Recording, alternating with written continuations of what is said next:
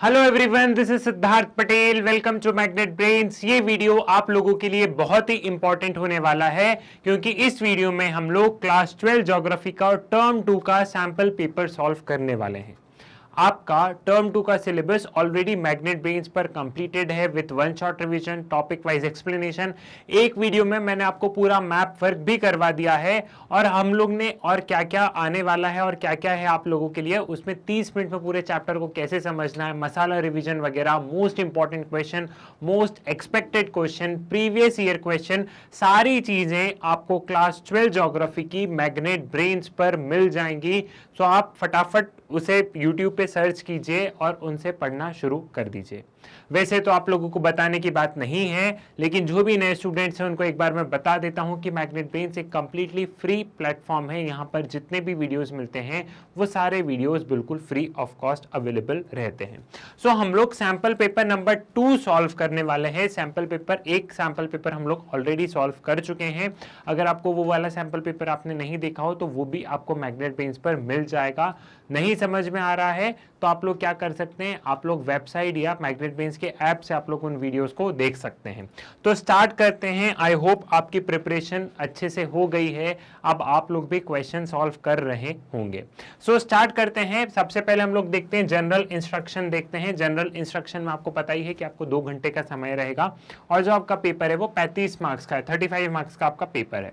General instructions एक बार read कर लेते हैं सो दैट आपको एग्जामिनेशन में ज्यादा समस्या नहीं जाएगी। एग्जामिनेशन में आपको पता रहेगा कि क्या जनरल इंस्ट्रक्शंस आने। पहला, question paper is divided into 5 section A B C D E. In section A, question number 1 to 3 are very short answer type question. In section B, question number 4 is source based question. In section C, question number 5 and 6 are short answer based question. Section D, 7 to 9 are the long answer type question. And section E, question number 10 is a map based question. तो total देखो 10 question रहेंगे। पहले 3 question जो रहेंगे वो section A से रहेंगे और ये very short answer type question रहेंगे। जो क्वेश्चन नंबर 4 होगा वो सेक्शन नंबर बी का होगा और ये सोर्स बेस्ड क्वेश्चन होगा। सोर्स बेस्ड क्वेश्चन में क्या होता है कि एक पैराग्राफ दिया रहता है, एक अनसीन पैसेज टाइप में दिया रहता है, आपको उस पैराग्राफ को पढ़ना रहता है और उसमें से आपसे 3 सवाल पूछे जाएंगे तो वो आपको करना है। सेक्शन सी जो है वो शॉर्ट आंसर टाइप क्वेश्चन है, इसमें 2 क्वेश्चन रहेंगे और सेक्शन डी में 3 क्वेश्चन रहेंगे, that is long answer type question. And section number E, that is map work रहेगा। मैप वर्क का एक वीडियो में मैंने आपको पूरा मैप वर्क समझा दिया है जो कि आपके टर्म 2 के हिसाब से बहुत ही ज्यादा इंपॉर्टेंट, बहुत ही ज्यादा क्रूशियल है। सो आप लोग क्या करेंगे, आप लोग उस मैप वर्क को जरूर देखेंगे, उस वाले वीडियो को, क्योंकि उसमें बहुत अच्छे तरीके से आपको पूरे ज्योग्राफी का, पूरे टर्म 2 का मैप वर्क आपको एक ही वीडियो में मिल जाएगा, कहीं इधर उधर जाने की जरूरत आपको नहीं पड़ेगी। स्टार्ट करते हैं सेक्शन ए से। सेक्शन ए क्या है? सेक्शन ए है very short answer type question. इसमें क्या होगा, इसमें 3 क्वेश्चन है, ठीक है, और एक क्वेश्चन कितने नंबर का? एक क्वेश्चन के 2 नंबर है यहाँ पे, तो आपको आंसर भी 2 नंबर के हिसाब से ही करना है। What is high tech industry? High tech industry से आप क्या समझते हैं? ये देखो, latest generation of manufacturing industry हम इसे कह सकते हैं। जो इंजीनियर्स होते हैं, जो सॉफ्टवेयर इंजीनियर्स वगैरह होते हैं, ये इनकी इंडस्ट्री होती है। हाईटेक मतलब हाई टेक्नोलॉजी इंडस्ट्री, ठीक है, हाई टेक्नोलॉजी इंडस्ट्री, ठीक है, इसमें एडवांस प्रोडक्ट बनाते हैं और जो भी हमारे इंजीनियर्स वगैरह रहते हैं, मतलब हाई टेक इंडस्ट्रीज में क्या होगा, क्या कोई ऐसे वर्कर, अनस्किल्ड वर्कर का काम होगा क्या? जी नहीं, यहाँ पे अनस्किल्ड वर्कर का काम नहीं होगा। हाई टेक इंडस्ट्री, आप अगर आप इसको समझ लो, आपको नहीं पता हो, आंसर नहीं पता हो, तो भी आप क्वेश्चन देख के तो समझ जाएंगे ना कि हाईटेक इंडस्ट्री क्या है, मतलब जिसमें अच्छी खासी टेक्नोलॉजी इन्वॉल्व है। अच्छी खासी टेक्नोलॉजी किसके पास होती है? इंजीनियर्स वगैरह को आती है, तो ये उनकी इंडस्ट्री है। फिर क्या है, इसमें अनस्किल्ड वर्कर लगेंगे या स्किल्ड वर्कर लगेंगे? ऑफकोर्स स्किल्ड वर्कर लगेंगे, ठीक है। और ये जो है, ये हाईटेक इंडस्ट्री लेटेस्ट जनरेशन है, टेक्नोलॉजी अभी एडवांसमेंट हुआ है ना टेक्नोलॉजी का। पहले हम लोग 1940s वगैरह में देखते थे तो क्या इतनी टेक्नोलॉजी थी, लेकिन हम लोग जैसे ही 21st सेंचुरी में देख रहे हैं टेक्नोलॉजी कितनी ज्यादा इन्वॉल्व हो गई, तो ये लेटेस्ट जनरेशन ऑफ इंडस्ट्री है। तो ये 3-4 पॉइंट तो देखो आपको मैंने ऐसे ही बता दिए हैं, तो आप ये अगर 3-4 पॉइंट लिखेंगे तो आपको आराम से 2 नंबर मिल जाएंगे। 2 नंबर का क्वेश्चन है, तो अगर आप 2 पॉइंट भी बहुत अच्छे से लिखते हैं और उन दोनों पॉइंट को अच्छे से आप एक्सप्लेन करते हैं तो आपके 2 नंबर आपसे कोई नहीं छीन सकता है, ठीक है। It is the latest generation of manufacturing industry. It merge the application of intensive research and development into manufacturing of product of an advance scientific and engineering character. ठीक है। यहाँ पे क्या होता है कि कोई भी प्रोडक्ट वगैरह बन रहा है तो उसमें research and development, mobile phone वगैरह, तो उसमें रिसर्च एंड डेवलपमेंट ये लोग कर रहे हैं, लैपटॉप्स वगैरह बन रहे हैं, तो उसमें अच्छा खासा कि अच्छा ये फीचर होना चाहिए, ऐसा होना चाहिए। रोबोटिक्स इंडस्ट्री, रोबोट्स वगैरह ये जो काम चल रहे हैं, ठीक है, कि रोबोट्स अब काम करेंगे, वो ह्यूमंस को रिप्लेस कर देंगे, तो रोबोट्स बन रहे हैं, लेकिन उनके पीछे कितना रिसर्च एंड डेवलपमेंट लग रहा है, कितना एक इंजीनियरिंग कैरेक्टर वाला काम है, तो वो हो गया high tech industry. Professional that is white collar worker are make up large share of total workforce and outnumber the actual blue collar worker. आज के तारीख में देखें तो हाईटेक इंडस्ट्री में ज्यादा से ज्यादा लोग इन्वॉल्व हैं, ठीक है। तो एक पॉइंट आप ये लिख सकते हैं, जरूरी नहीं है कि आपको यही पॉइंट लिखना है, मैंने इन पॉइंट के अलावा भी आपको कितने सारे पॉइंट बताए, जैसे आप स्किल्ड और अनस्किल्ड लेबर का क्लासीफाई कर सकते हैं, जैसे आप हाईटेक नाम से इसको क्लासीफाई कर सकते हैं, ठीक है। तो आपको कोई भी 2 पॉइंट लिखने हैं और वो दोनों पॉइंट आपको बहुत व्यवस्थित लिखने हैं, ठीक है, वो दोनों पॉइंट आपको बहुत ज्यादा व्यवस्थित लिखने हैं यहाँ पे। क्लियर, ये चीज आपको यहाँ पे समझ में आ गई। Now define wholesale trading. Wholesale trading को हम कैसे डिफाइन करेंगे? देखो, एक होता है मैन्युफैक्चर, मतलब फैक्ट्री में गुड्स बने। अब फैक्ट्री से गुड्स बन के कहां पे जाते हैं? फैक्ट्री से गुड्स बन के जाते हैं होलसेलर के पास में, और होलसेलर के पास में गुड्स, होलसेलर के पास से गुड्स कहां पे जाते हैं? होलसेलर के पास से गुड्स जाते हैं रिटेलर के पास में, ठीक है। तो ये फैक्ट्री में कोई सामान बना है, मान लो फैक्ट्री में एक पेन बना है, तो ये पेन आगे होलसेलर के पास में जाएगा, और होलसेलर क्या करेगा, जो आपकी कॉलोनी में जो छोटे छोटे आपने देखा होगा ना कि किराने की दुकान है ये है, तो ये सारे सामान वो रिटेलर को बेच देता है। तो होलसेलर क्या करता है? होलसेलर डायरेक्ट मैन्युफैक्चरर से बल्क में गुड्स खरीद लेता है, और इन गुड्स को वो आगे अलग अलग रिटेलर्स को सप्लाई कर देता है। मान लो यहाँ पे पेन बना है 2 रुपए में, और तो ये जो मैन्युफैक्चरर है इसने होलसेलर को पेन दे दिया 4 रुपए में, और आगे होलसेलर ने रिटेलर को पेन दे दिया यहाँ पे 8 रुपए में, और रिटेलर ने कस्टमर को पेन दे दिया आगे 10 रुपए में, ठीक है। तो होलसेलर ने 4 से सीधा यहाँ पे 8 रुपए में रिटेलर को दे दिया, तो इस हिसाब से अपना मुनाफा कमाते हैं। क्लियर है ये चीज समझ में? एक चीज और, जो रिटेलर रहते हैं, ठीक है, जिनकी दुकानें होती हैं, जो दुकानें आप देख रहे हैं आपकी कॉलोनी में, आप रोड्स पे जा रहे हैं तो जो आपको दुकानें दिख रही हैं, ये रिटेलर की कैटेगरी में आती है। अब ये क्या करती है? ये बड़े बड़े होलसेलर से सामान खरीदती है। तो आपको भी पता है कि बिजनेस पूरा मनी पे नहीं होता है, बिजनेस में क्रेडिट बहुत इंपॉर्टेंट होता है, उधारी पे बिजनेस बहुत चलता है। आप पूरा सामान पैसे से नहीं खरीद सकते हैं, आपको उधारी पे बिजनेस चलाना ही पड़ता है। ये इंडिया की रियलिटी है, हमें ना उधारी पे बिजनेस चलाना पड़ता है कि आज माल दे दो भैया, 1 महीने बाद इसका पेमेंट मिलेगा। तो एक पॉइंट आप इसमें ये भी नोट डाउन कर सकते हैं कि रिटेलर होलसेलर से अच्छे खासे क्रेडिट पे बिजनेस चलाते हैं, और होलसेलर अच्छा खासा इनको क्रेडिट पे बिजनेस चलाने देते हैं ना, ठीक है। तो एक पॉइंट ये हो गया। और होलसेलर क्या करता है? वो बल्क में मैन्युफैक्चरर से गुड्स बाय करता है और आगे उसको रिटेलर में डिस्ट्रीब्यूट कर देता है। कस्टमर कहां से सामान खरीदता है? कस्टमर रिटेलर से सामान खरीदता है, ठीक है। हम लोग हमारे शॉपकीपर पे जाते हैं, शॉप पे जाते हैं और हमें शॉपकीपर सामान दे देता है, तो कस्टमर रिटेलर से सामान खरीदता है। ये पूरी साइकिल आपको समझ में आ गई, ठीक है। लगे तो आप इसका देखो ऐसे डायग्राम, ऐसे फ्लो चार्ट भी बना सकते हो। जहां जहां आपको लगे कि फ्लो चार्ट बन सकता है, तो वहां वहां आप लोग फ्लो चार्ट बना सकते हैं। फ्लो चार्ट में क्या होता है? एग्जामिनर को एक अच्छा इंप्रेशन पड़ता है, ठीक है। तो ऐसा नहीं हर आंसर में, लेकिन जहां आपको लगता है कि यहाँ फ्लो चार्ट बन सकता है, तो एग्जामिनर उतना पढ़ने में माथापच्ची नहीं करेगा। अगर आपने फ्लो चार्ट बनाया तो एग्जामिनर उस फ्लो चार्ट को देखेगा, हाँ एग्जामिनर को लग गया फ्लो चार्ट सही, तो ऑफकोर्स लिखा भी सही होगा, ठीक है। और कोई भी इंसान है, आप समझो ना, इतनी सारी हम लोग कॉपी चेक कर रहे हैं, इतनी सारी कॉपी चेक करने को मिल रही है, तो वही पढ़ पढ़ के बोर हो जाता है। लेकिन वही कोई डायग्राम या कोई फ्लो चार्ट आता है तो वो 1 मिनट में देखा जाता है और उसे नंबर वहीं पे दे दिए जाते हैं, ठीक है। So, wholesale trading constitute bulk business through numerous intermediary merchants and supply houses and not through retail store. Wholesale often extend credit to retail store to such an extent that retail operate very largely on the wholesale capital. ठीक है, तो वही wholesale अपने retailers को बहुत ज्यादा सामान credit पे दे देता है, और इतना क्रेडिट पे दे देता है कि कम से कम जो रिटेलर है वो होलसेल के क्रेडिट पे ही काम कर रहा होता है। ये वाला पॉइंट मैंने आपको समझा दिया उधारी पे। और होलसेलर क्या है? वो बल्क में सामान खरीद लेता है मैन्युफैक्चरर से। तो ये 2 पॉइंट आप यहाँ पे लिख सकते हैं। तो आपको यहाँ पे मिल जाएंगे कितने नंबर? आपको यहाँ पे दे दिए जाएंगे 2 नंबर, अगर आपने 2 पॉइंट बहुत सही से लिख दिए तो। क्लियर? नेक्स्ट क्वेश्चन के टुवर्ड्स मूव करते हैं। नेक्स्ट क्वेश्चन क्या कह रहा है, differentiate between quaternary and quinary activities. ये बहुत ही इंपॉर्टेंट क्वेश्चन है। ये क्वेश्चन पेपर में आने की इसकी बहुत ज्यादा संभावना है कि क्वाटरनरी एक्टिविटीज और क्यूनरी एक्टिविटीज को क्या कीजिए, आप इन दोनों में डिफरेंशिएट कीजिए। So quaternary activities centre around research and development and may be seen as an advance form of service involving specialised knowledge and technical skill, while the highest level of decision maker or policy maker perform culinary activities. These are substantially different from knowledge based industry that culinary sector in general deal with. अब देखो quaternary sector और quinary sector को आप कुछ इस तरीके से समझ सकते हैं, क्वाटरनरी एंड क्यूनरी। आप ऐसा टेबल बना के भी 2 पॉइंट्स लिख सकते हैं। देखो, या तो हम लोग क्या करेंगे, अब 2 मार्क का है तो ऐसे टेबल बनाया और 2 पॉइंट हमने लिख दिए, तो इन 2 पॉइंट में भी आपको अच्छे खासे नंबर मिल जाएंगे, पूरे नंबर मिल जाएंगे।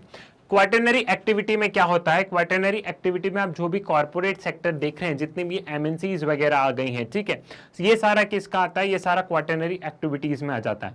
क्वाटरनरी एक्टिविटी में सबसे ज्यादा क्वाटरनरी एक्टिविटी ने एक तरीके से रिप्लेस कर दिया है। किसको रिप्लेस कर दिया है, प्राइमरी, सेकेंडरी और टर्जरी एक्टिविटीज को, ठीक है। टर्जरी सेक्टर में लाइक प्लम्बर, इलेक्ट्रिशियन, ये जो भी है, इनको रिप्लेस करके क्वाटरनरी सेक्टर में सबसे ज्यादा लोग एम्प्लॉयड हैं।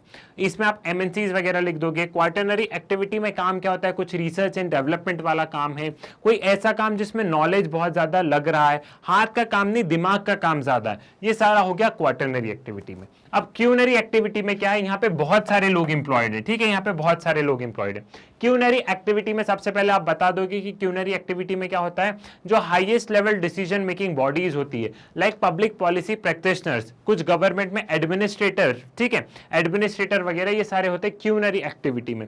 ये highest level decision making sector है और इसमें कम लोग एम्प्लॉयड है, क्योंकि हर इंसान डिसीजन नहीं ले सकता। जो देश की जो पॉलिसी बना रहा है, सारे लोग नहीं पॉलिसी बना रहे ना, सिर्फ कुछ लोग पॉलिसी बना रहे हैं, तो इसमें बहुत कम लोग इन्वॉल्व हैं और यहाँ पे अच्छे खासे रुपए मिलते हैं। क्यूनरी एक्टिविटी में हाईएस्ट पेड जॉब्स होती हैं यहाँ पे, ठीक है। तो इनमें आप टेबल बना के 2-2 पॉइंट लिख देंगे। मैंने आपको 2 से ज्यादा पॉइंट बता दिए हैं और आपको कॉन्सेप्ट भी क्लियर है यहाँ पे। अगर देखो आपको कोई सी चीज समझ नहीं आ रही है तो मैं अगेन आपसे रिपीट करूंगा कि इन सारे चैप्टर के शॉर्ट रिवीजन, इन सारे चैप्टर का एक क्विक रिवीजन, एक मसाला रिवीजन जिसमें 20-25 मिनट में आप पूरे चैप्टर को समझ लेंगे, वो इन सारे चैप्टर का टॉपिक वाइज एक्सप्लेनेशन, इन सारे चैप्टर के मोस्ट इंपॉर्टेंट क्वेश्चन, ये सारी चीजें आपको मैं करवा चुका हूं। तो अगर आपने कोई सी भी चीजें मिस कर दी है तो उन्हें देख लीजिए। ट्रस्ट में अगर आपने इतने वीडियोस देख लिए तो इससे बाहर आपका क्वेश्चन पेपर नहीं बनेगा, क्वेश्चन यहीं से आना है। क्लियर है, समझ में आ गया? तो इस तरीके से आप इनको यहां पे डिफाइन कर देंगे। अब हम आते हैं सेक्शन बी में। सेक्शन बी क्या है? सेक्शन बी है source based question. Source based question, source based question में क्या है? सोर्स बेस्ड क्वेश्चन में यह है कि एक पैराग्राफ दिया है, उस पैराग्राफ से आपसे 3 सवाल पूछे गए हैं, ठीक है। तो अनसीन पैसेज टाइप है ये सोर्स बेस्ड क्वेश्चन यहां पे, ठीक है। सो पहला, read the source given below and answer the question that follow। यहाँ पे पहले आप सोर्स पढ़ो और answer the question that follow.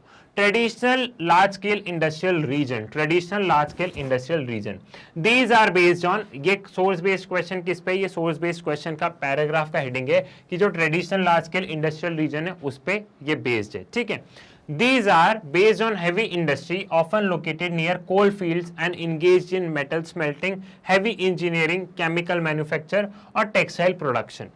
These industries are now known as smokestack industry. Traditional industrial region can be recognized by high proportion of employment in manufacturing industry, high density of housing, often of inferior type and poor services, unattractive environment, for example pollution, waste heaps and so on. Then next point क्या है? Problems of unemployment, immigration, derelict and land areas caused by closure of factory because of worldwide fall in demand. अब ये जो source based है, अगर आप इसको एक बार पढ़ो, इसका स्क्रीनशॉट लेना है तो स्क्रीनशॉट ले लो, ठीक है। स्क्रीनशॉट ले लिया। अब यहाँ पे क्या बताया गया है कि traditional large scale industrial regions के जो पहले ट्रेडिशनल, जो पहले के जो लार्ज स्केल इंडस्ट्रियल रीजन हुआ करते थे, बड़े बड़े जो लार्ज स्केल इंडस्ट्रियल रीजन हुआ करते थे, ठीक है, लार्ज स्केल बड़े और ट्रेडिशनल मतलब पुराने, जो पुराने समय से जो traditional large scale industrial region है वो अधिकतर कहाँ पे सिचुएटेड होते थे? वो अधिकतर सिचुएटेड होते थे कोल फील्ड्स के पास में। यहाँ से बिजली, मेटल को स्मेल्ट करना, हैवी इंजीनियरिंग, मतलब बहुत सारी चीजों कोल पे डिपेंडेंट थी, तो उसके आसपास में ये सारे रीजन्स बनते थे। अब ये लार्ज स्केल बहुत बड़े बड़े इंडस्ट्रियल रीजन से, तो यहाँ पे बहुत सारी फैक्ट्री होती थी, बहुत सारी फैक्ट्री होती तो क्या होता था, यहाँ से धुआं निकलता था, इसलिए इसे हम बोलते थे स्मोक स्टैक। मतलब इतना धुआं, धुआं ऊपर एकदम बादल में कहो तो धुएं की एक परत जम जाती थी, तो इसलिए हम इसे क्या कहते हैं, इसलिए हम इसे कहते हैं स्मोक स्टैक रीजन्स। ठीक है, इसलिए इसे कहा जाता है स्मोक स्टैक रीजन्स। ठीक है, अब इनको हम कैसे, ये जो ट्रेडिशनल इंडस्ट्रियल रीजन्स हैं, इनमें हम लोग ने देखा कि हाई प्रोपोर्शन ऑफ एम्प्लॉयमेंट होता है, बहुत सारे लोगों को एम्प्लॉयमेंट मिलता है, क्योंकि मान लो ये ट्रेडिशनल स्केल इंडस्ट्रियल रीजन है, तो कोल माइनिंग है, आयरन ओर भी है, कोई दूसरी इंडस्ट्रीज भी है, तो यहाँ बहुत सारी इंडस्ट्रीज बन गई, तो यहाँ पे बहुत लोगों को एम्प्लॉयमेंट मिलता है। अब जो लोग यहाँ पे काम करते, तो देखो यहाँ पे मजदूर वर्ग और सारे लोग काम करेंगे, मतलब एक मैनेजरियल लेवल पे भी लोग काम करेंगे, और एक वर्क फोर्स में भी एक जो मजदूर वर्ग है वो भी काम करेगा। अब जो मजदूर वर्ग होता है वो क्या होता है, वो तादाद में ज्यादा होता है कंपेरेबल टू मैनेजर। मैनेजर एक होता है, मैनेजर के नीचे बहुत सारे लोग होते हैं ना, तो ये जो मजदूर लोग हैं, फिर ये लोग कहाँ रहते थे, इन लोगों का रहने का भी ठिकाना कहीं यहीं कहीं इन फैक्ट्रीज के आउटसाइड में बना दिया जाता था। कुछ ऐसे मतलब एकदम घर एकदम चिपके चिपके हुए, बहुत गंदा सा ये रीजन हुआ करता है रहने के मामले में। ठीक है, तो ये यहाँ पे डिफाइन किया गया है। साथ ही साथ हम लोगों ने ये देखा है कि जैसे जैसे ये traditional large scale industrial regions fall होते गए, अब इंडस्ट्रीज पूरी डिमांड पे चल रही है। आज डिमांड है तो भैया तुम्हारा प्रोडक्ट बिक रहा है, कल को डिमांड गिर गई तो तुम्हारा प्रोडक्ट नहीं बिकेगा। अब मान लो कि कल को डिमांड में फॉल हो गया, तो बहुत सारे traditional large scale industrial regions बंद भी हुए, जैसे रूवर कोल फील्ड। हमने जर्मनी का, आपको ध्यान है, हमने रूवर कोल फील्ड पढ़ा है सेकेंडरी एक्टिविटीज वाले चैप्टर में, तो उसमें हमने कैसे देखा कि कितना जो पुराना रूर जर्मनी वाला एरिया था वो पूरा बदल के एक न्यू रूर आ गया। ठीक है, तो बहुत सारे जो traditional large scale industrial region है वो बंद भी हुए। अब बंद भी हुए तो ये जो जितने भी लोग एम्प्लॉयड थे, ये कहां पे गए, ये इन सब की नौकरी चली गई, फिर ये लोग इधर से उधर भाग रहे हैं, ये लोग मूवमेंट कर रहे हैं, तो यहाँ पे हमने अनएम्प्लॉयमेंट वाली प्रॉब्लम भी देखी है, और साथ में इमिग्रेशन, लोग एक जगह से दूसरी जगह जा रहे हैं, ये वाली भी देखिए। क्लियर है आपको, ये पूरा पैसेज यहाँ पे क्लियर हो गया, ये पूरा आपको यहाँ पे ये सोर्स वाला ये पूरा क्लियर हो गया है। अब बारी किसकी है, अब बारी है क्वेश्चंस को सॉल्व करने की। तो यहाँ पे रहे क्वेश्चंस, अब हम लोग यहाँ पे क्या करेंगे, हम लोग यहाँ पे क्वेश्चंस को सॉल्व करेंगे। What are the basis of large scale industrial region in the world, what are the basis of large scale industrial region in the world? These are based on heavy industries often located near coal fields and are engaged in metal smelting, heavy engineering, chemical manufacture और textile production। ठीक है, तो किस basis पे large scale industrial reason बने, ये बने हैं ये हैवी इंडस्ट्रीज के बेसिस पे हैं, और यहाँ पे क्या है, ये कोल फील्ड्स के आसपास में लोकेटेड रहते हैं। ठीक है, heavy engineering, chemical manufacturing, textile production, ये सारी चीजें यहाँ पे होती है। By which name the traditional large scale industrial region are known as, कौन से नाम से जाने जाते हैं, इन्हें स्मोक स्टैक इंडस्ट्रीज के नाम से जाने जाते हैं। ठीक है, क्योंकि यहाँ पे आप लोग देखो कोल इंडस्ट्री है, हैवी इंजीनियरिंग है, मैन्युफैक्चरिंग है, टेक्सटाइल है, तो कितना धुआं होगा, तो इन्हें हम स्मोक स्टैक इंडस्ट्रीज के नाम से जाने जाते हैं। एक क्वेश्चन का एक नंबर है आपको, तो यहाँ पे आपको to the point crisp and clear answer लिखना है, ज्यादा लंबे लंबे आंसर लिखने की कोशिश मत करना, एक नंबर का एक क्वेश्चन है।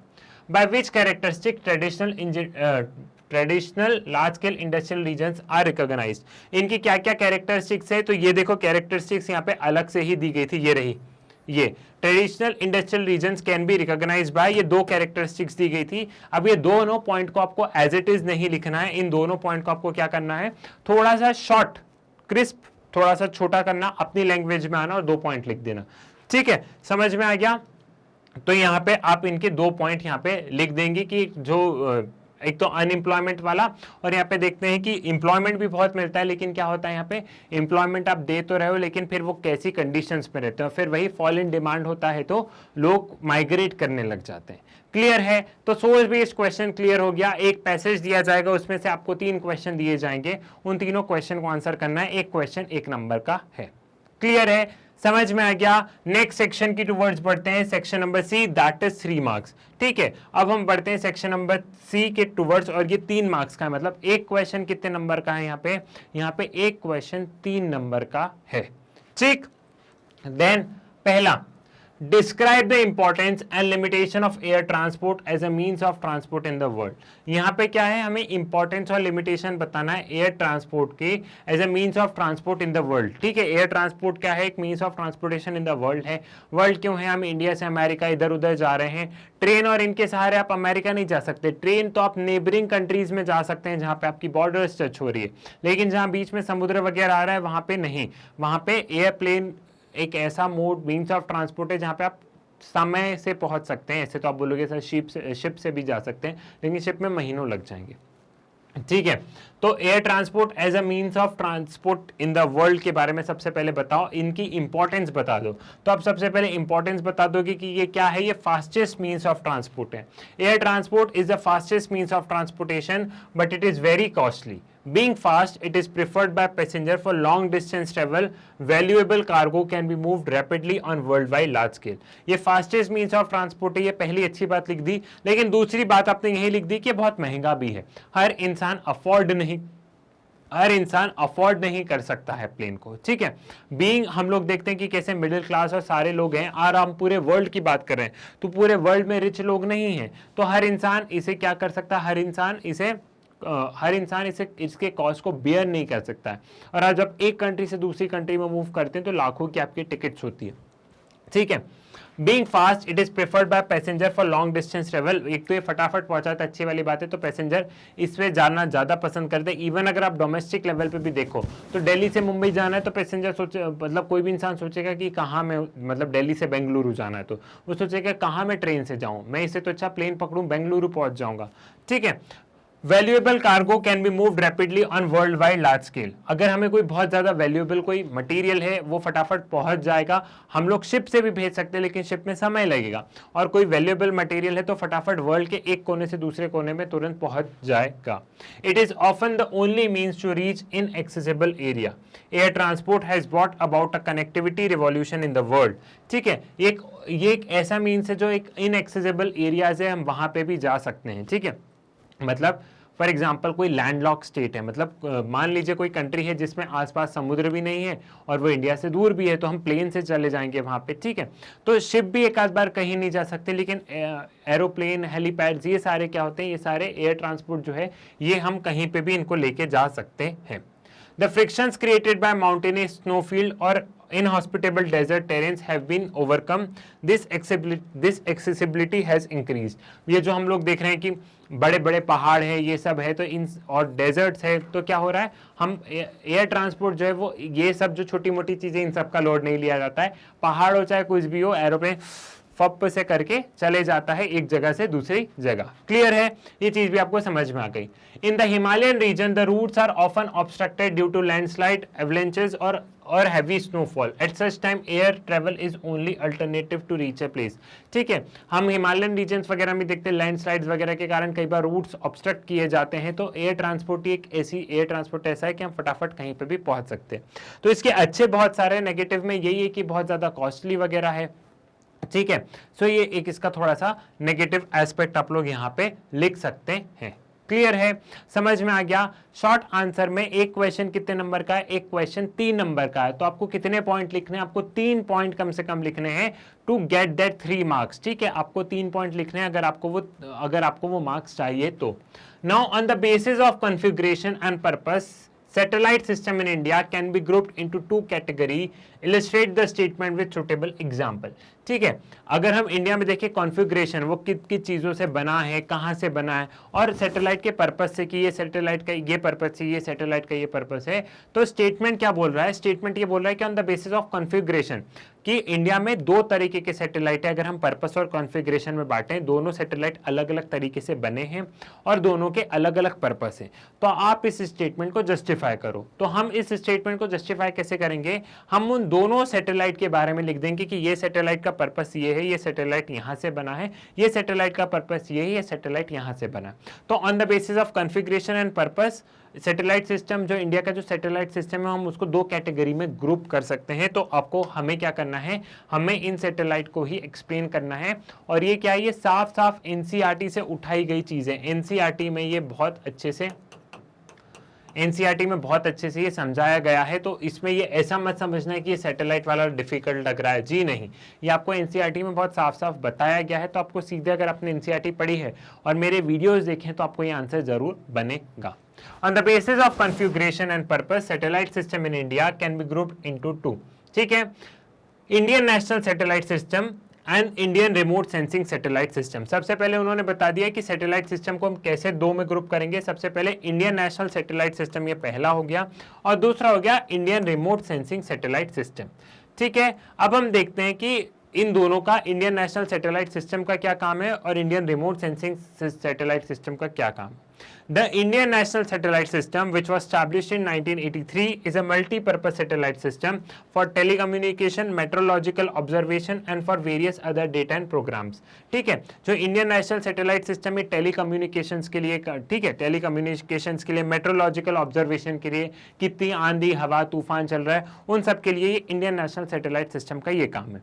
आपको देखो कहीं कहीं कुछ कुछ ईयर याद करने पड़ेंगे, इस चीज में आप वो रहिए कि आपको ऐसा नहीं है कि थोड़ा सा आपको पेन देना पड़ेगा। तो आपको यह ध्यान रखना है कि इंडियन नेशनल सैटेलाइट सिस्टम कब एस्टैब्लिश हुआ था, इसका ईयर क्या है। वैसे ही Indian remote sensing satellite system became operational with the launching of IRSA in 1988 from Baikonur in Russia. ठीक है, सो ये रशिया के द्वारा लॉन्च किया गया था हमारा Indian remote sensing satellite system. और यहाँ पे क्या है कि जब भी सैटेलाइट लॉन्च करते तो उनकी व्हीकल होती, सैटेलाइट ऐसे नहीं लॉन्च कर देते। जैसे आपको कहीं जाना होता है तो आप अपनी व्हीकल, आप cycle, scooty, motorcycle, car, train, किसी कोई व्हीकल से जाते हैं ना, तो वैसे ही सैटेलाइट सिस्टम का भी व्हीकल लगता है। पहले हमारे पास नहीं था, जैसे रशिया वगैरह ये हमको हेल्प करते थे। आजकल इंडिया ने अपने व्हीकल सिस्टम खुद बना लिए सैटेलाइट लॉन्च करने के लिए, तो आजकल तो हम दूसरी कंट्री के सैटेलाइट लॉन्च कर रहे हैं, लेकिन पहले इंडिया के सैटेलाइट दूसरी कंट्रीज लॉन्च करती थी।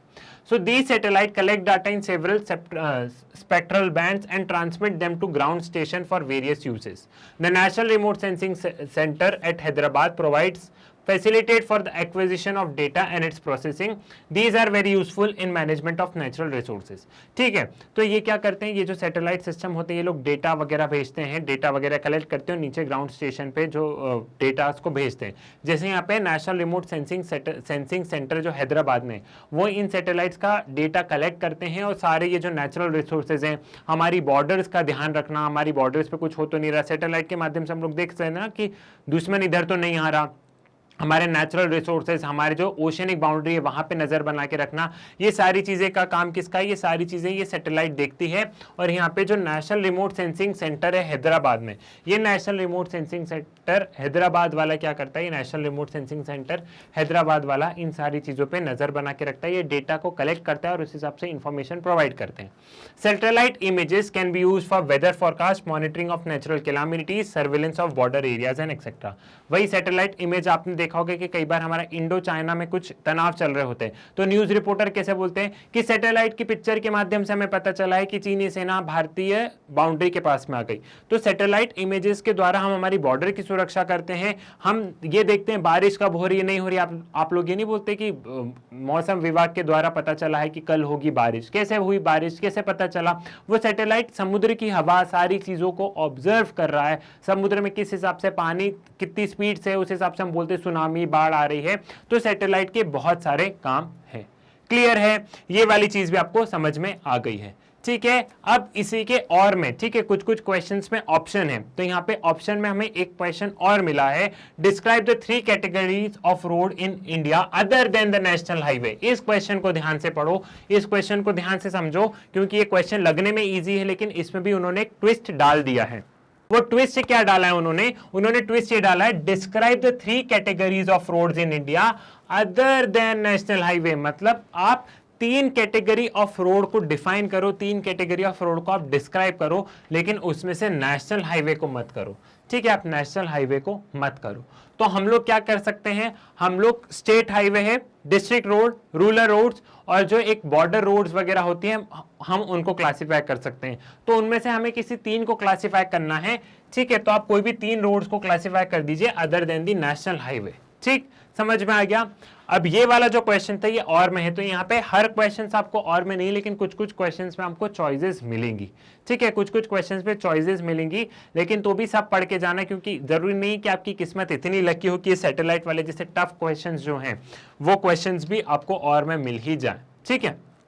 तो यहाँ पे हम 3 कैटेगरीज को रोड्स को डिफाइन करते हैं, ठीक है। एक कैटेगरी को डिफाइन करने के एक नंबर, दूसरी को डिफाइन करने के एक नंबर, तीसरी को डिफाइन करने के एक नंबर, ठीक है। तो सबसे पहले हम बात करते हैं स्टेट हाईवेज की। State highways, these are constructed and maintained by the state government, they join state capital with district headquarters and other important town. These roads are connected to the national highway. These constitute 4% of total road length in the country, ठीक है। अब state highway क्या है कि पूरे state को ये लोग कनेक्ट करके रखते हैं। फॉर एग्जाम्पल इसको आप कुछ इस तरीके से समझो कि ये एक स्टेट है, ठीक है, यहां पे आप समझ लो कि एक स्टेट है, ये एक स्टेट है, ठीक। अब इस स्टेट में यहां पे उसका स्टेट का capital for example Madhya Pradesh ले लेते हैं, ठीक है, ये मध्य प्रदेश है, मध्य प्रदेश का कैपिटल भोपाल, ठीक है, जहां आपके प्यारे मैग्नेट ब्रेन्स का ऑफिस है भोपाल। और यहाँ पे स्टेट हाईवे क्या है, ये पूरे स्टेट्स को कहीं ना कहीं कनेक्ट करके रखता है। तो भोपाल से यहाँ पे इंदौर एक रोड जा रहा है, यहाँ पे ग्वालियर जा रहा है, यहाँ पे क्या जा रहा है, यहाँ पे जबलपुर जा रहा है, इंदौर के पास में यहाँ उज्जैन रोड जा रहा है, ठीक है। तो स्टेट हाईवे वो रोड्स होते हैं जो कि पूरे स्टेट को कहीं ना कहीं कनेक्ट करके रखते हैं। साथ ही साथ आपको यहाँ पे एक चीज और समझनी है कि जो स्टेट हाईवे होते हैं वो कहीं ना कहीं नेशनल हाईवे में भी मिलते हैं, ठीक है। तो फॉर एग्जाम्पल ये स्टेट हाईवे है, लेकिन पास ही से यहाँ से एक नेशनल हाईवे भी गुजर रहा है, तो स्टेट हाईवे कहीं ना कहीं नेशनल हाईवे में जुड़ जाते हैं। और स्टेट हाईवे पूरे स्टेट को अच्छे से कनेक्ट करके रखते हैं, जितनी भी छोटी छोटी डिस्ट्रिक्ट्स है वहां पे इनके रोड्स वगैरह होते हैं। तो स्टेट हाईवे एक स्टेट गवर्नमेंट के द्वारा बनाए गए रोड्स होते हैं, और साथ ही साथ ये पूरे स्टेट में आपस में कनेक्टेड रहते हैं, पूरे स्टेट का एक नेटवर्क होता है। क्लियर है, ये चीज समझ में आया। देन है डिस्ट्रिक्ट रोड। अब मान लो डिस्ट्रिक्ट, अब यहां पे हम लोग देखते हैं कि मध्य प्रदेश की अगर हम एक डिस्ट्रिक्ट में चल रहे हैं, मान लो हरदा, मध्य प्रदेश की एक डिस्ट्रिक्ट है हरदा। इस डिस्ट्रिक्ट के अंदर बहुत सारे छोटे छोटे गांव होंगे, ठीक है, बहुत सारे छोटे छोटे गांव होंगे। इस डिस्ट्रिक्ट के अंदर कुछ कुछ छोटे छोटे शहर भी होंगे। तो इन सबको डिस्ट्रिक्ट से कनेक्ट करना, ये सारा क्या हो गया, ये सारा हो गया डिस्ट्रिक्ट रोड, ठीक है। अब अगर हम रूरल रोड में जाएं तो इस हरदा के अंदर मैंने बताया कि बहुत सारे छोटे छोटे गांव हैं, तो इन छोटे छोटे गांव को आपस में कनेक्ट करके रखना, ये क्या हो गया, ये हो गया रूरल रोड्स। अब देखें तो इंडिया में सबसे ज्यादा क्या है, इंडिया में अगर हम सबसे ज्यादा देखें तो सबसे ज्यादा रूरल रोड्स हैं, सबसे ज्यादा इंडिया में रूरल रोड्स हैं, because India lives in villages. India में बहुत सारे विलेजेस हैं, इंडिया में बहुत सारी पॉपुलेशन गांव में रहती है, तो सबसे ज्यादा रोड है रूरल रोड्स। और सबसे कम मेंटेन कौन से रोड होते हैं, सबसे कम मेंटेन भी रूरल रोड्स ही होते हैं, क्योंकि इन पे सरकार कम ध्यान देती है। दूसरे हैं रूरल रोड्स के बाद में डिस्ट्रिक्ट रोड्स आते हैं, फिर डिस्ट्रिक्ट रोड्स हैं, फिर स्टेट हाईवे है, एंड देन स्टेट हाईवे के बाद क्या है, स्टेट हाईवे के बाद में फिर नेशनल हाईवे, स्टेट हाईवे के बाद में है फिर नेशनल हाईवे, ठीक है। Rural road, district road, state highway, national highway, इस तरीके से सारी चीजें हैं यहां पे, ठीक है। समझ में आ गया, ये वाली चीज आपको क्लियर हुई। सबसे ज्यादा हो गए रूरल रोड्स, फिर उससे कम डिस्ट्रिक्ट रोड, फिर स्टेट हाईवे, फिर नेशनल हाईवे। नेशनल हाईवे हमारे देश में सबसे कम है, लेकिन जितने भी नेशनल हाईवे सब बहुत वेल मेंटेन है, बहुत अच्छे से मेंटेनेंस किया जाता है इनका। क्लियर है, तो यहाँ पे आप क्वेश्चन समझ गए थे ना, नहीं तो आप लोग पता है क्या करते हो, यहाँ पे आप लोग ये other than the national highway आपने पढ़ा ही नहीं और आपने नेशनल हाईवे को एक्सप्लेन कर दिया। तो क्वेश्चन को बहुत ध्यान से, बहुत क्लियरली आपको यहाँ पे समझना होगा, ठीक है। एक बार मैं डिस्ट्रिक्ट रोड्स और रूरल रोड्स भी पढ़ देता हूँ, देन हम यहाँ से आगे बढ़ेंगे। बाकी मैंने आपको सारा कॉन्सेप्ट बहुत अच्छे से समझा ही दिया था। These roads are connecting link between district headquarter and the entire important nodes in the district. They account for 14% of total road length of the country. Rural roads, these roads are vital for providing links in the rural areas. About 80% of the total road length in India are categorized as the rural roads. ठीक है, तो 80% है rural roads, 14% ये, 4% state highway और 2% national highway, और 2% national highway. तो ऐसे आप इनका ये फिगर्स भी ध्यान रख लेना, क्योंकि एग्जाम में आपको ये फिगर कोट करोगे तो देखो अच्छे मार्क्स मिलेंगे। थोड़े से फैक्ट एंड फिगर आपको याद करने पड़ेंगे, क्योंकि कई बार हमें एग्जामिनर को इंप्रेस करना होता है, तो ये रटने वाली चीज आपको ध्यान करनी पड़ती है। ठीक है, समझ में आ गया। देन अब बारी आती है सेक्शन डी की। सेक्शन डी में क्या है? सेक्शन डी में है लॉन्ग आंसर टाइप क्वेश्चन, और यहाँ पे जितने भी क्वेश्चन है ये सारे क्वेश्चन कितने नंबर के हैं? ये सारे क्वेश्चन 5 नंबर के हैं। तो पहला क्वेश्चन हमारे सामने ये आया। पहला क्वेश्चन क्या कहता है लॉन्ग आंसर का? तो क्वेश्चन कह क्या रहा है? India has emerge as a leading country of medical tourism in the world, justify the statement with suitable example. अब यहाँ पे क्या बताया गया है? यहाँ पे ये पूछा गया है कि जो इंडिया है वो एक लीडिंग कंट्री बन गई है।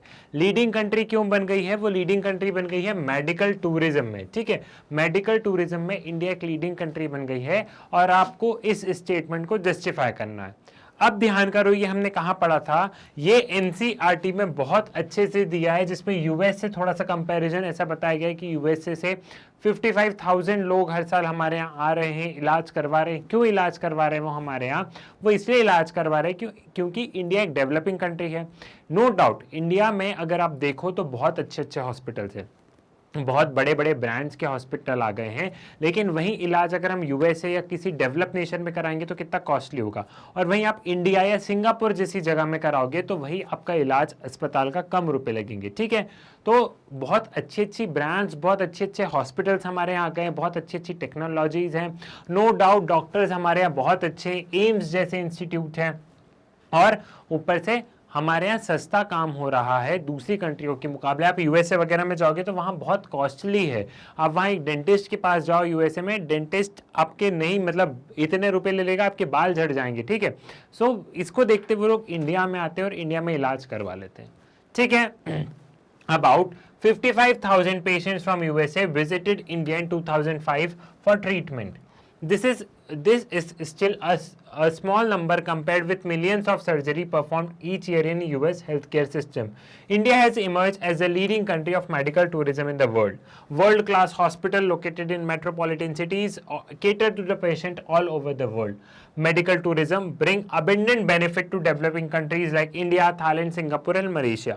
अब यहाँ पे बताया 2005 का आंकड़ा है। आप लोग नया डेटा लेंगे, आप लोग गूगल करेंगे कि कितने पेशेंट्स आए हैं। ठीक है, सो आप लोग नया डेटा लेंगे, और नए डेटा में क्या करेंगे आप लोग? जैसे नए डेटा में अगर हमें लगता है कि 1,50,000, तो 1,50,000 के पहले आप एक करना अप्रॉक्स लगा देना। Approx 1,50,000 people has visited our country last year for this purpose. ठीक है, तो आगे एक अप्रॉक्स शब्द लगा देना। तो ये अप्रॉक्स, अगर तुम्हारा थोड़ा सा डेटा ऊपर नीचे भी होगा तो ये अप्रॉक्स शब्द उसको भर देगा।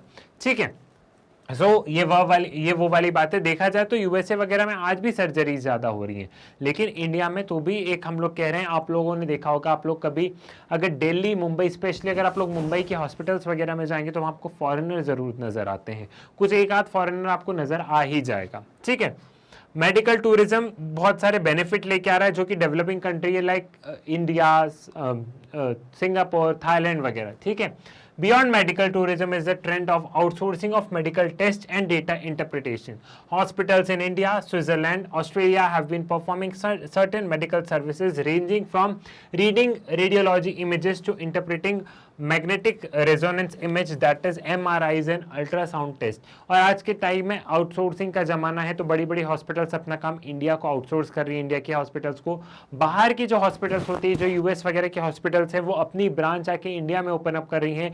इंडिया में आज की तारीख में सब MRI से ले लो, सोनोग्राफी से ले लो, सारी चीजें हो रही है, और हम उनका काम भी हॉस्पिटल्स करके दे रही हैं। Outsourcing hold tremendous advantage for patient if it is focused on improving quality and providing specialised care. Outsourcing सही भी है, अगर हमें सस्ते में और अच्छा काम हो रहा है तो आउटसोर्सिंग किसे पसंद नहीं। ठीक है, तो आउटसोर्सिंग एक तरीके से अच्छा भी है। क्लियर है, ये वाला चीज समझ में आया। ये क्वेश्चन कितने नंबर का था? ये क्वेश्चन था 5 नंबर का। तो हमें कितने पॉइंट्स लिखने हैं? हमें यहाँ 5 पॉइंट लिखने हैं। ठीक है, आपको यहाँ पे 5 पॉइंट लिखने हैं, ये 5 नंबर का क्वेश्चन है। तो क्लियर। नेक्स्ट क्वेश्चन क्या है? नेक्स्ट क्वेश्चन यहाँ पे, rural urban migration are the main cause of rise in slum areas in the big cities of India. Explain with example. जो रूरल अर्बन माइग्रेशन है वो मेन कॉजेज है slums बढ़ने के लिए सिटीज में। अब रूरल अर्बन माइग्रेशन होता क्यों है? मैंने आपको क्या बताया था कि गांव में फैमिलीज बड़ी होती है। एक पिता है, पिता के कितने 4 बेटे हैं और वहां पे मात्र 4 एकड़ जमीन है। अब उस पे एक बेटा काम करेगा तो भी उतनी फसल होगी और चारों बेटे काम करेंगे तो भी उतनी फसल होगी। तो ऐसा देखा जाता है कि एक इंसान खेती कर लेता है, एक आध इंसान बाहर चले जाता है। ठीक है, बाहर जाके अब ऐसा तो नहीं कि उनके पास बहुत ज्यादा स्किल नहीं है, वो बाहर जाएंगे, कारपेंटर का काम कर लेंगे, प्लम्बर का काम कर लेंगे, ठीक है, लेकिन कहीं ना कहीं उनकी इनकम आ रही है ना, क्योंकि खेती में तो मतलब खेती से तो इनकम आ ही रही है। एक बेटा खेती कर रहा है, लेकिन एक बेटा अगर बाहर चले गया तो बाहर से भी कुछ रुपए आ रहे हैं, वो घर पे रुपए भेज रहा है। अब बाहर वो स्किल्ड तो है नहीं, तो वह जाके कुछ ऐसा ही काम करेंगे। अब रहने के लिए भी उनके पास इतने रुपए नहीं होते तो स्लम्स वगैरह में रहना शुरू कर देते हैं। ठीक है, साथ ही साथ क्या होता है कि जो रूरल एरियाज है वहां पे इतनी कहो तो एम्प्लॉयमेंट अपॉर्चुनिटीज नहीं है। ठीक है, अब हम लोग देखते हैं कि जैसे जैसे परिवार बड़ा होता है, ठीक है, आज छोटे हैं, फिर कल को शादी होगी, फिर शादी के बाद बच्चे हो गए, तो बच्चों को पढ़ाने के लिए फिर शहर जाना पड़ेगा, क्योंकि आजकल हर इंसान, हर माँ बाप अपने बच्चों के लिए अच्छा चाहता है। उन्हें पता है कि गाँव में वो फैसिलिटी नहीं है तो शहर के टुवर्ड्स मूव करेगा। अब शहर के खर्चे ज्यादा है तो उनको काम बहुत ज्यादा करना पड़ेगा और रहने की कुछ ऐसी जगह ढूंढनी होगी जहां की उन्हें कम से कम रुपए में उनका गुजारा हो पाए। वो एक फ्लैट में नहीं रह सकते कि हमने एक 3 BHK एकदम ओशन फेस्ड, हमने सी फेस्ड, हमने फ्लैट ले लिया, वो सब असंभव है ना।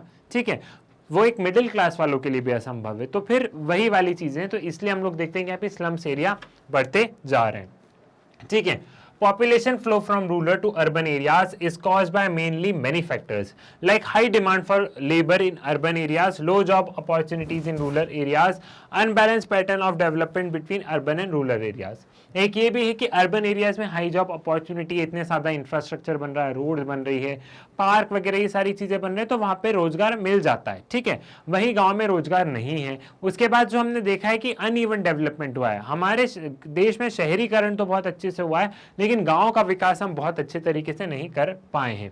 इन India population in cities is rapidly increasing due to low opportunities in smaller and medium cities.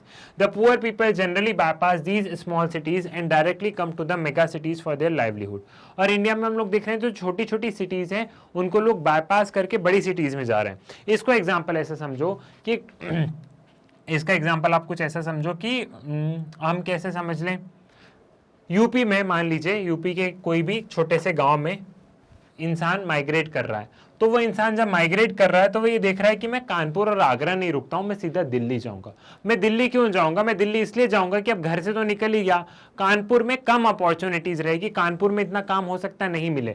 वहीं अब जब घर से निकल गए तो घर से निकले बाद क्या कानपुर और क्या दिल्ली, जब घर छोड़ा है तो इंसान सोचता है तो इससे तो अच्छा मैं दिल्ली जाऊं, दिल्ली में ज्यादा अपॉर्चुनिटीज है। हाँ, खर्चा ज्यादा हो सकता है लेकिन अपॉर्चुनिटी भी वहां ज्यादा है।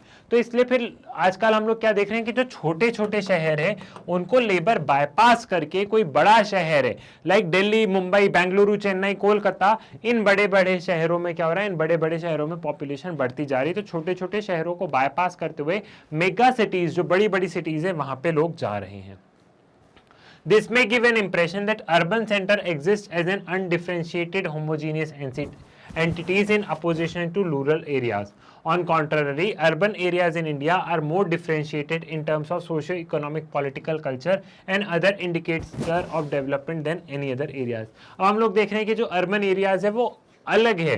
वहां पे आप लोग अगर सोशियो पॉलिटिकल कल्चर देखो आप अर्बन एरियाज को, तो गांव से एकदम टोटली डिफरेंट है, अलग अलग तरीके के लोग आ रहे हैं, रह रहे हैं, कैसे रह रहे हैं। ठीक है, at the top there are farm houses with high income group localities characterised by well developed urban infrastructure like wide road, street light, water, sanitation facility, lawns, well developed green belt, parks, playground, provision for individual security and right to privacy. At the extreme of its are slum, jhuggi jhopdi, cluster colonies of shanty structure. These are inhabited by the people who were forced to migrate from rural areas to these urban centers in search of livelihood, but could not afford to pay the housing due to high rent and high cost of land. This occupy environmentally incompatible and degraded areas. अब हम लोग गांव शहर में देखें तो गांव में तो भी एक जैसा चीजें देखने को मिलती, खेत देखने को मिल रहे हैं, घर भी लगभग एक जैसे देखने को मिलते, कोई एक दो ही बड़े किसान होते हैं गांव में, बाकी सब छोटे छोटे होते हैं।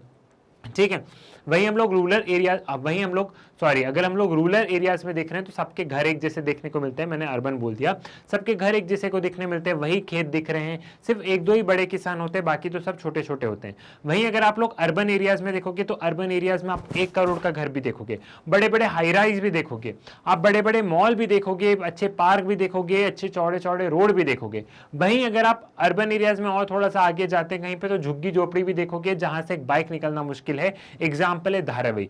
मुंबई में जितने भी लोग माइग्रेट करके आ रहे हैं, जितने भी लोग माइग्रेट करके मुंबई जा रहे हैं वो अधिकतर लोग धारावी में सेटल होते जा रहे हैं, ठीक है। और वो लोग एक कमरे में 8 लोग रह रहे हैं। तो हम लोग अर्बन एरियाज में दिख रहे हैं कि कितना ज्यादा वेरिएशन है, कितना अनडिफरेंशिएटेड यहाँ पे डेवलपमेंट है। Clear?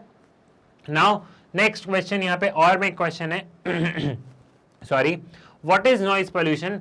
Discuss the different sources of noise pollution. Noise pollution क्या है? नॉइज पोल्यूशन को हम ऐसे बोल सकते हैं कि ऐसा स्टेट जहां पे हम साउंड को अनबियरेबल, ठीक है, कुछ साउंड आप बियर कर सकते हैं, लेकिन एक ऐसा स्टेट आता है जब आपको ऐसा लगता है कि यार बहुत तेज हल्ला हो रहा है, आप सुना नहीं जा रहा, मेरा सर फट जाएगा। तो आप जब अनबियरेबल वाले स्टेट में पहुंच जाते हैं तो हम उसे नॉइज पोल्यूशन कहते हैं। Noise pollution refer to the state of unbearable and uncomfortable to human being which is caused from noise of different sources, ठीक है। तो नॉइज पोल्यूशन क्या है? एक state of unbearable and uncomfortable है, और ये क्या है? ये डिफरेंट सोर्सेज से यहाँ पे क्या होता है? डिफरेंट सोर्सेज से यहाँ पे आवाज आती है। The main source of noise pollution are factories, mechanised construction and demolition work, automobiles and aircraft. Main sources क्या है? आप लोग देख रहे हो कंस्ट्रक्शन का काम चल रहा है, फैक्ट्रीज वगैरह है, ठीक है, वहां पे सबसे ज्यादा आवाज आ रही है। बिल्डिंग फेंक रहे हैं शहरों में, ये होता है ना, ईंट गिर रही है, तो उन सबसे ज्यादा आवाज आती है। There may be added a periodical but polluting noise from siren, loudspeaker used in various festival program associated with community activities।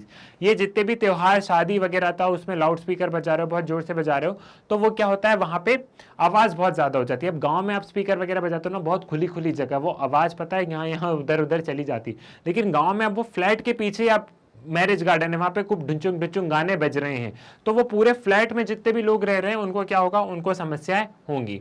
Of all these sources, the biggest nuisance is the noise produced by traffic, because its intensity and nature depend upon factors such as type of aircraft, vehicle, train, condition of road, as well as that of vehicle in case of automobiles।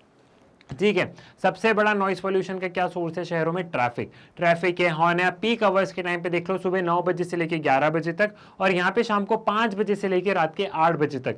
अगर आप in peak hours में देखोगे तो अच्छा खासा traffic jam लगता है, लोगों का ऑफिस आने जाने का टाइम होता है, ठीक है। और अब जो ट्रैफिक है उस पर बहुत सारी चीजें डिपेंड करती, कैसा व्हीकल है, क्या है, तो वो सारी चीजें मैटर करती है। In sea traffic the noise pollution is confined to the harbour due to loading and unloading activities being carried out. और अगर हम लोग सी में देखें, ओशंस में देखें, तो जो समुद्र, जो वो होते हैं बंदरगाह, जो हार्बर होते हैं, ठीक है, वहां पे क्या होता है? सामान चढ़ा रहे हैं, लोडिंग अनलोडिंग है, तो वहां पे सामान फेंक रहे हैं, चढ़ा रहे हैं, तो यहाँ पे हमें पोर्ट्स पे ये वाली समस्या देखने को मिलती है। Industries cause noise pollution but with varying intensity depending upon the type of industries, ठीक है। इंडस्ट्री से भी नॉइज पोल्यूशन होता है, ठीक है, लेकिन ये इंडस्ट्री टू इंडस्ट्री वेरी करता है। किसी इंडस्ट्रीज में बहुत ज्यादा पोल्यूशन होता है, किसी इंडस्ट्रीज में पोल्यूशन नहीं होता है। Noise pollution is a location specific and it's intensity declines with increasing distance from source of pollution, that is industrial areas, arteries of transportation, airport etcetera. Noise pollution है वो पता है जगह जगह देख के होता है, मतलब ऐसा रहता है, फॉर एग्जाम्पल ये एक बहुत बड़ा शहर है, ये आप समझ लो ये है भोपाल, ठीक है, ये हो गया हमारा भोपाल। अब भोपाल में यहां पे स्टार्टिंग में क्या है? यहां पे स्टार्टिंग में एक इंडस्ट्रियल एरिया है मंडीदीप करके, ठीक है, एक ये इंडस्ट्रियल एरिया है, ये यहां पे इंडस्ट्रियल एरिया, और भोपाल के इस एंड पे यहां पे एयरपोर्ट है, ये भी ठीक है, ठीक। और यहाँ पे एक जो मेन रोड है, यहाँ पे बहुत ज्यादा ट्रैफिक रहता है, ये भी ठीक है। तो सबसे ज्यादा नॉइज पोल्यूशन कहाँ होगा? सबसे ज्यादा नॉइज पोल्यूशन यहाँ पे होगा जहाँ पे इंडस्ट्रीज है, इस रोड पे जहाँ ट्रैफिक बहुत रहता है, एयरपोर्ट के आसपास वाले रीजन में ट्रैफिक रहेगा। लेकिन ये जो भोपाल के इस कोने में जो कॉलोनियां हैं, यहाँ पे बिल्कुल ट्रैफिक नहीं होगा। तो नॉइज पोल्यूशन भी पता है जगह जगह, मतलब ऐसा नहीं है कि नॉइज पोल्यूशन है तो पूरे भोपाल में एक जैसा होगा, जी नहीं। जो इधर भोपाल से थोड़ा सा दूर कॉलोनी है वहां पे एकदम शांति रहेगी, जो मेन लोकेशन है वहां पे बहुत ज्यादा पोल्यूशन होगा। तो नॉइज पोल्यूशन भी है वो सोर्स के पास में सबसे ज्यादा होता है। आप जैसे सोर्स से दूर जाते हो वैसे ही पोल्यूशन कम रहता है, वैसे ही आपको ऐसी समस्या नहीं देखने को मिलती है। क्लियर है, ये चीज आपको यहाँ पे समझ में आ गई है, ये वाली चीज आपको यहाँ पे क्लियर हो गई है। ठीक, now next question, why was target area planning initiated, what were the step taken under this programme, explain. Target area planning क्यों इनिशिएट की गई और क्या स्टेप्स लिए गए। The planning process has to take a special care of those which have remained economically backward. As you know, the economy's development of region depends upon its resource base, but sometimes resource-based rich region also remain backward.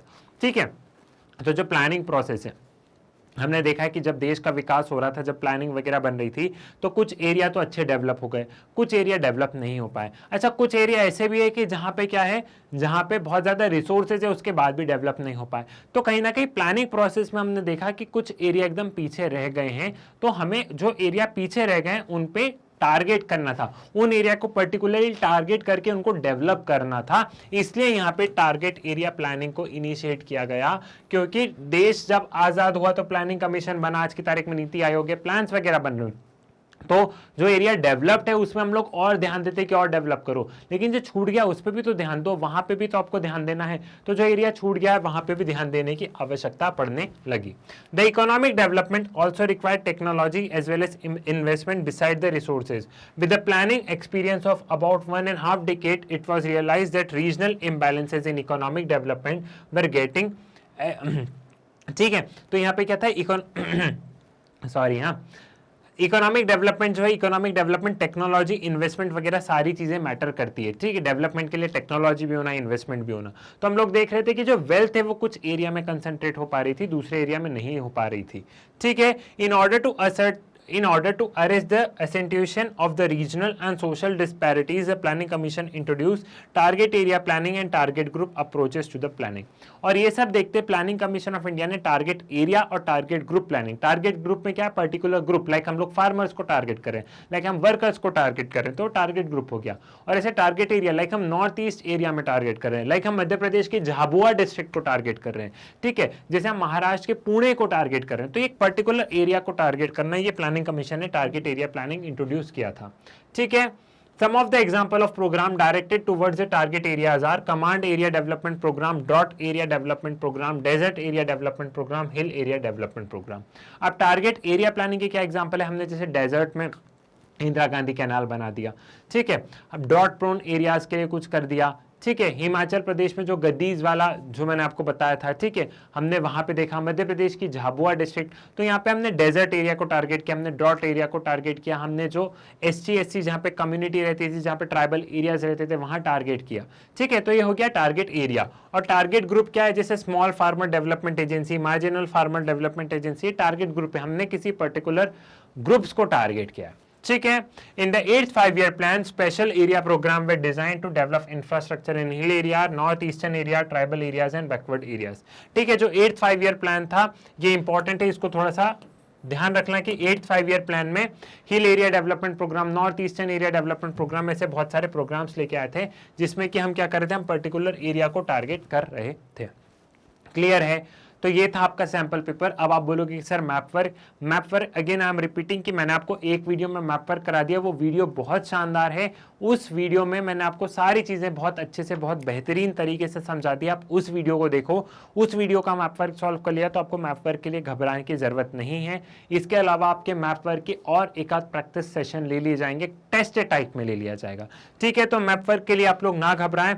ये था एक पूरा sample paper जिसमें हमने questions को solve किया। Term 2 के लिए अच्छे से पढ़ो।